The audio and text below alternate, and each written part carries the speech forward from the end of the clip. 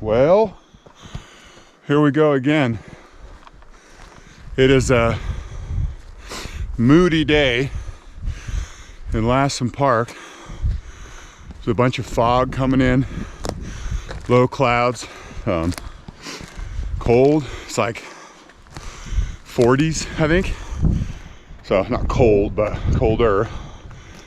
And definitely feels like fall is in the air, you know, it's crisp. My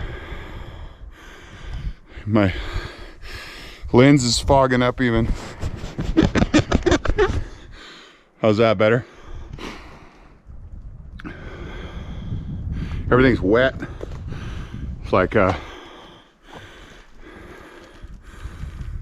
just moisture sticking to everything.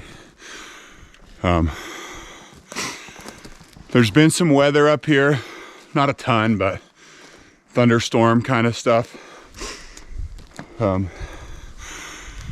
Hopefully you all watched the last episode and caught up with the folks from Rogue Detection Teams and learned a little something about their work and these foxes.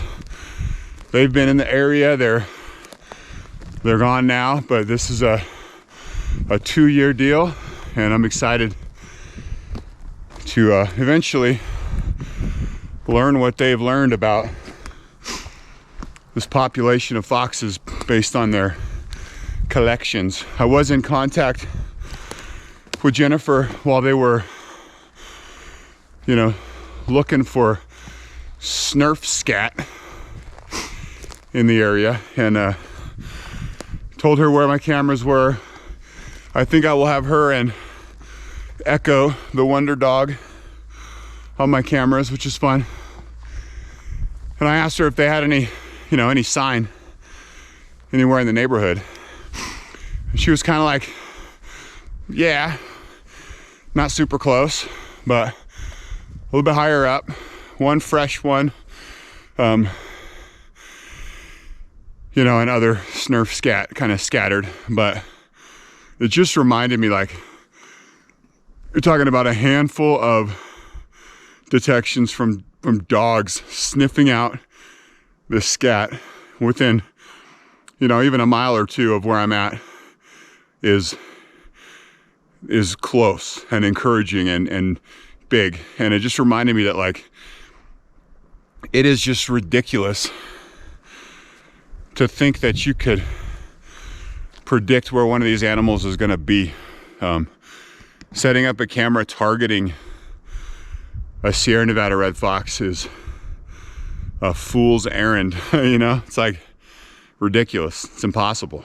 So the fact that I've gotten any in this spot is, I was more encouraged, I guess, hearing it, just how sparse these things are distributed. You know, you're talking about so few animals in such a big area. It's just I shouldn't expect every time I come up here, you know, to have one on a camera. It's gonna be a crazy day when that happens, but they're rare, man. There's not very many of them, so we press on, right? Cool flowers blooming still. Late season, man, but we're at 8,500 feet.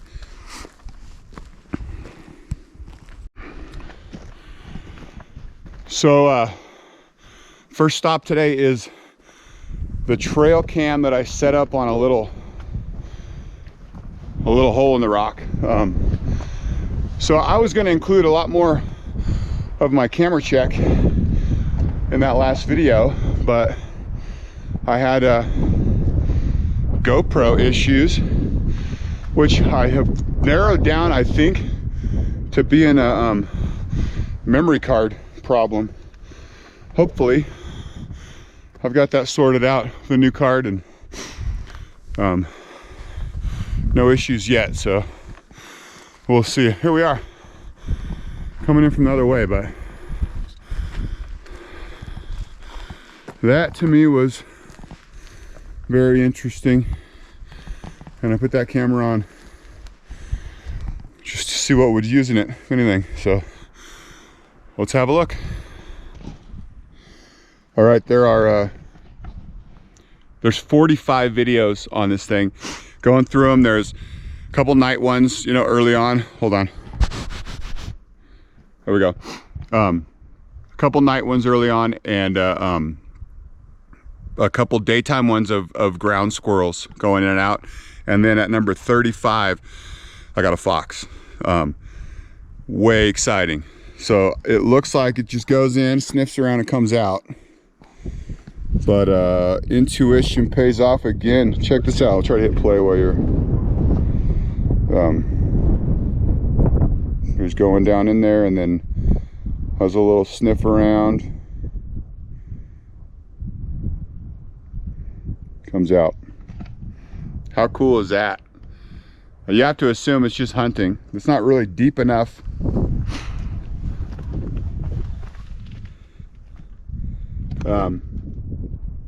It's just like there's a wall back there. I don't know how dark it is in the camera, but I mean, it could be a temporary shelter or whatever, but you got to assume this guy's just sniffing for dinner. But it's in the neighborhood, man. That's exciting.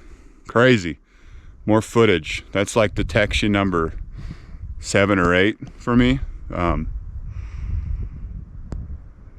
Yeah, confirmation we're still in the right neighborhood. My cameras are not too far up the way, so way exciting. I'm gonna keep going through these. Okay, nothing else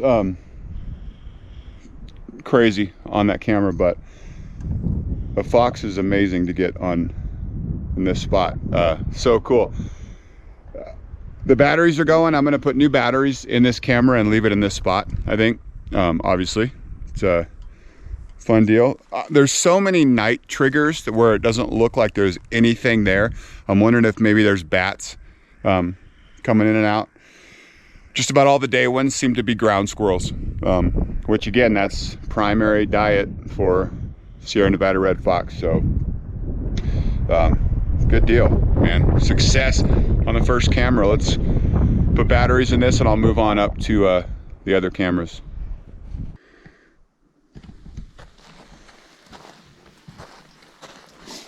These flowers are crazy. These were not popping last time I was up here. Are those lupin? I think that's a lupin. They're also soaking wet.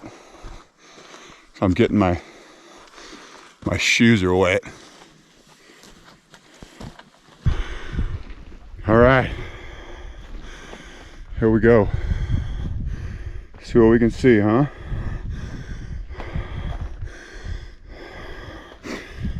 Trail cam. Main camera looks good. See if we're tripping it. Kind of, we're at the tail end of batteries again. Kind of don't expect. Whoo! I got flashes. That's good. Still firing. What about this one? No. So at least the flashes are dead in that camera. Main camera still firing is like, feels like success because it's been, at least the flashes have been dead every time I come up here because of so many false triggers. So we might have finally figured that out. Trigger's still doing its thing right there. So we must have finally gotten the sensitivity right. All right, what do we check first? Let's check the trail cam. See if we can determine our fate here.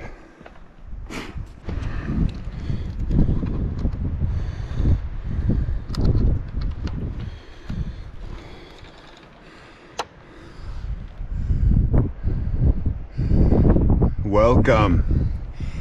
All right, 33 videos. At least a few of them are me. Rain blobs, there's a nighttime one. Hit play on that. Nothing obvious yet. Daytime, dusk, hard to see.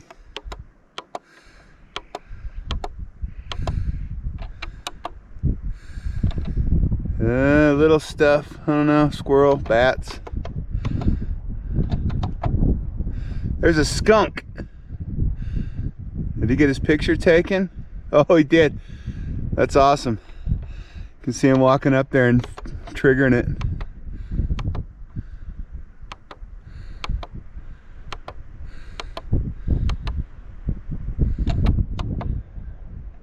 Oh, wait, that could be Echo the Wonder Dog, is what that could be.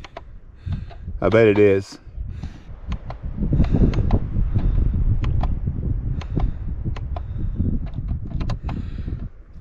Pine marten. Martens are cool. Maybe I got a picture of him. All right, so we had some action. Some action indeed. How high of an elevation have you ever seen a skunk?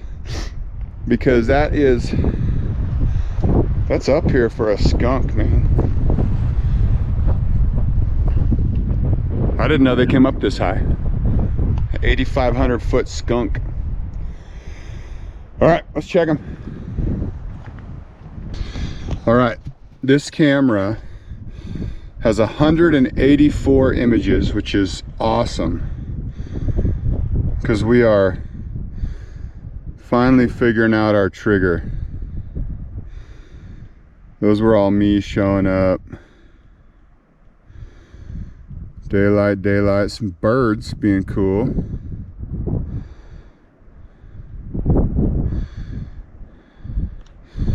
Oh, some of those twilight, perfect light pictures.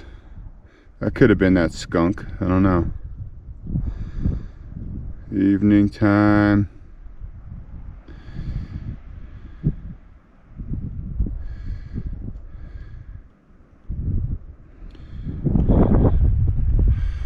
Dark, man. It's probably like rainy. Oh wait, there's a shadow. That's that skunk's tail right there in the corner. See that?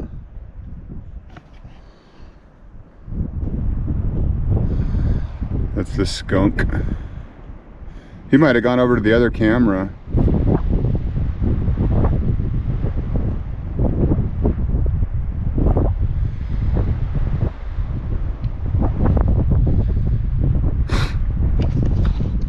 I'm at number 83, 82. Nothing special yet.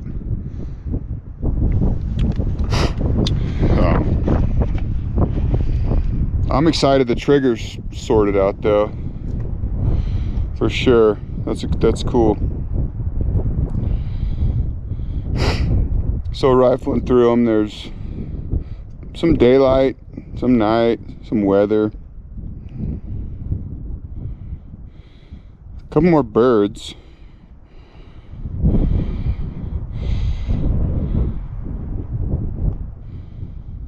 Some more nighttime ones, and then me setting up. No incredible images at this time. That skunk came right here in front of the trigger, and it looks like it was going that way. It might have gotten him on the other camera. That might be a cool shot. So another strikeout on this camera, except the success of 3 weeks of deployment, and all of our batteries are good, still firing perfectly, and clearly triggering at the right size critter. That skunk was a good test. So yeah, we leave everything. I'm gonna put new batteries and everything, but not change a thing about that camera. That's encouraging. So here we go. You see those clouds ripping by? I don't know if you can. It's cold and windy up here, man.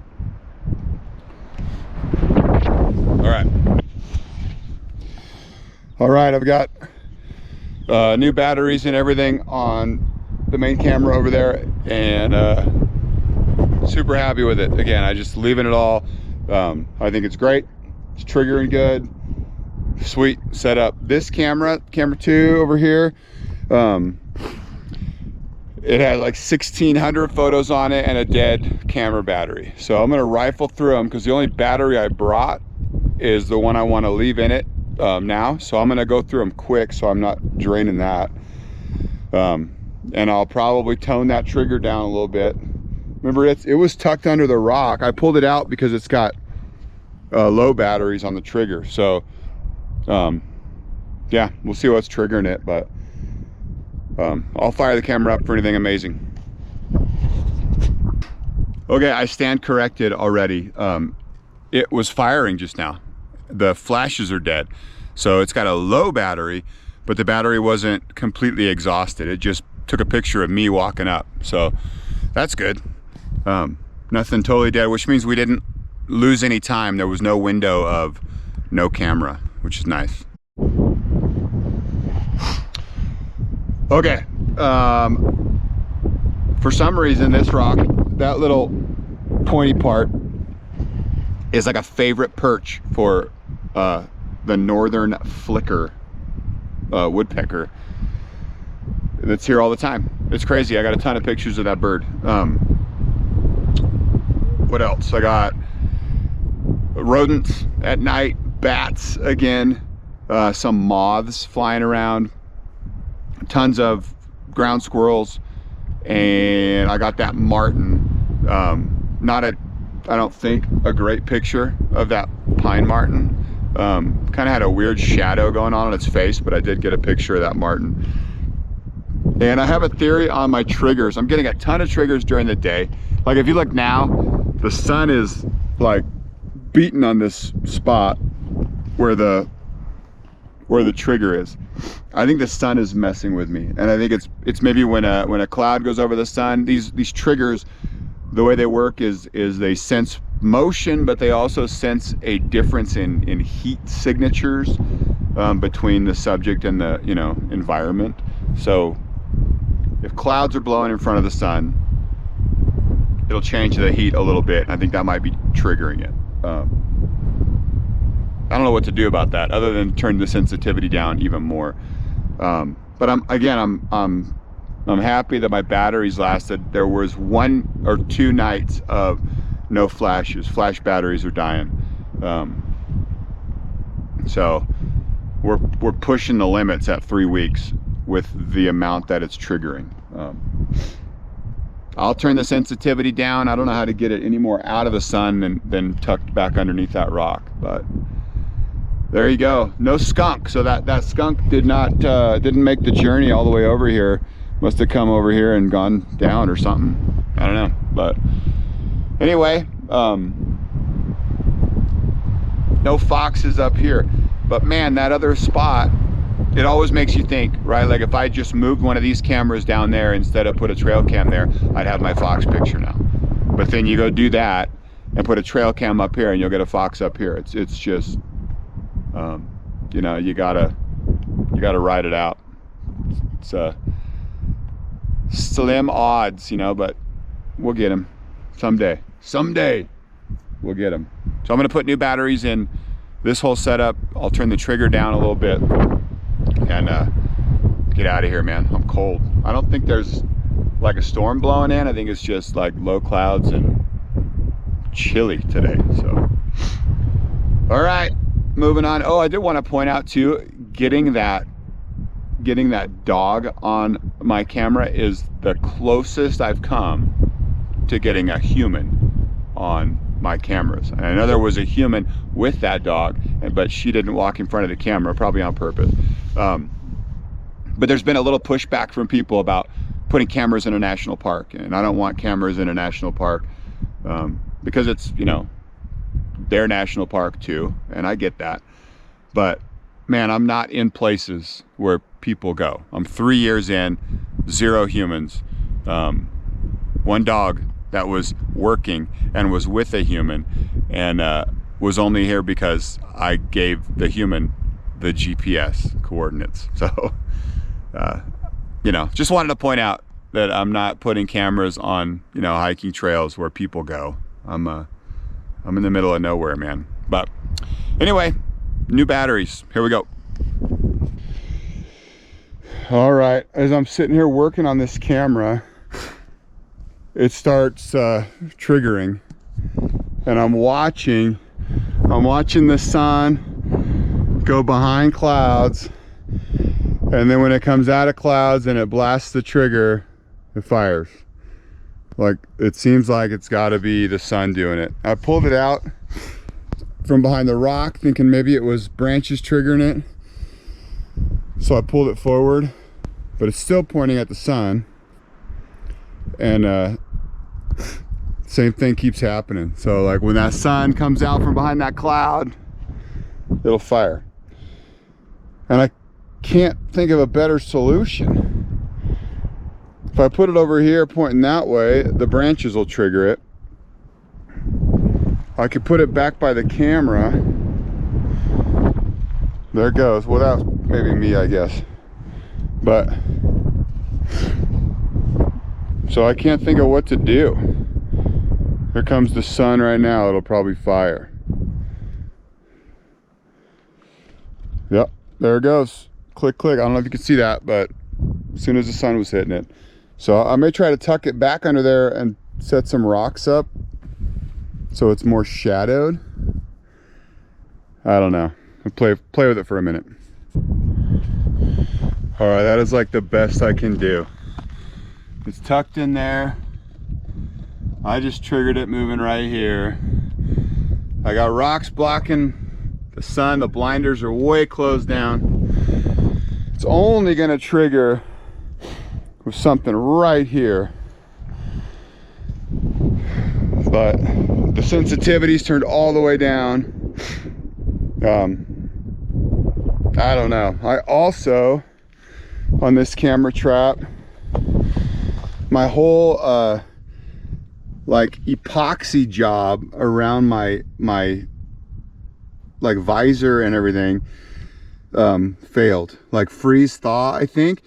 But as you can kind of see here, the whole thing just separated. So there was a gap up here, and I'm afraid I'm gonna get moisture. So I stole a bunch of tape off of the back of that. Just put it over there. I'll bring some heavier tape up with me next time. This camera trap's falling apart, man. I think I'm ready to walk away, but I don't have a lot of faith. I'll trigger that one again. So that worked.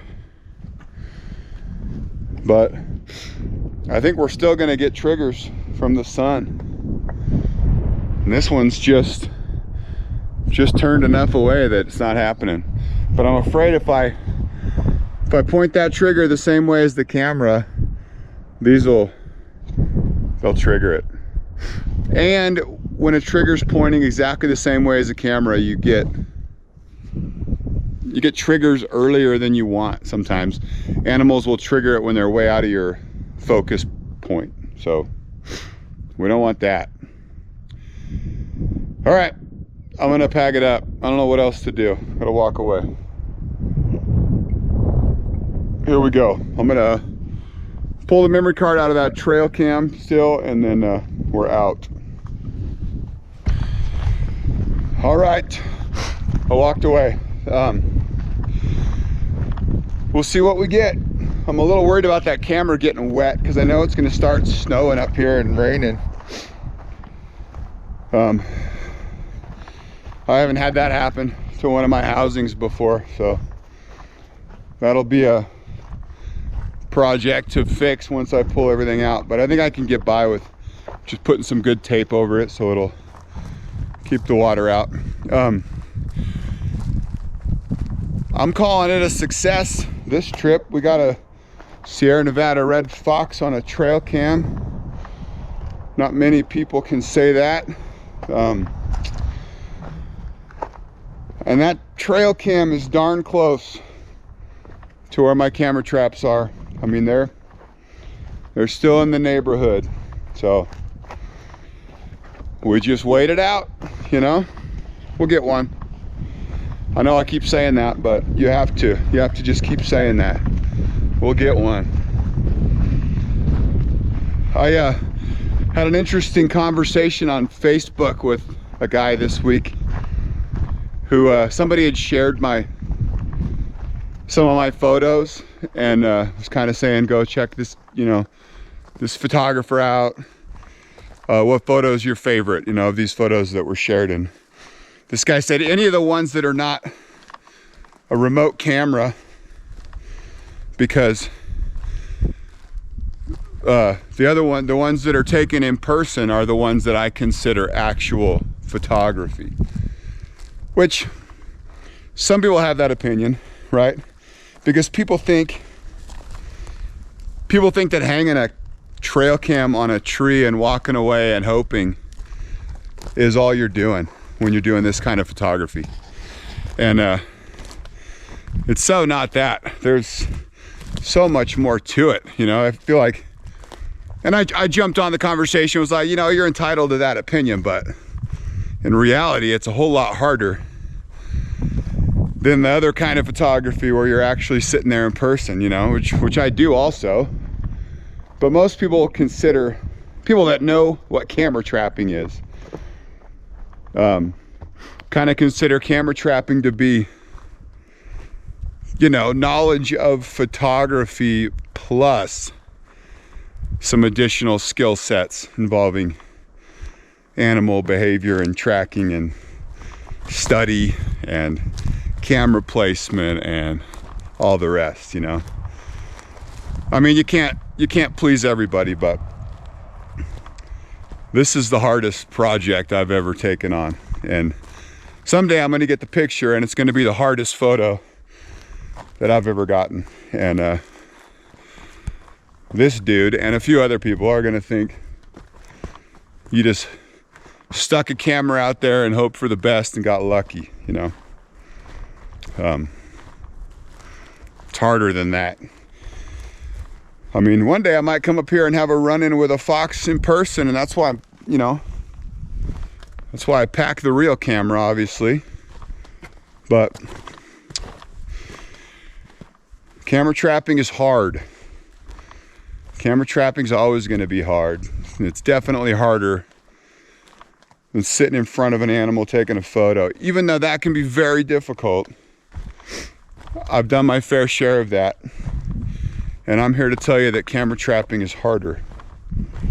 But I don't know, thought for the day. Anyway, I hope you guys are enjoying. Thanks for tagging along, and we'll see you next time.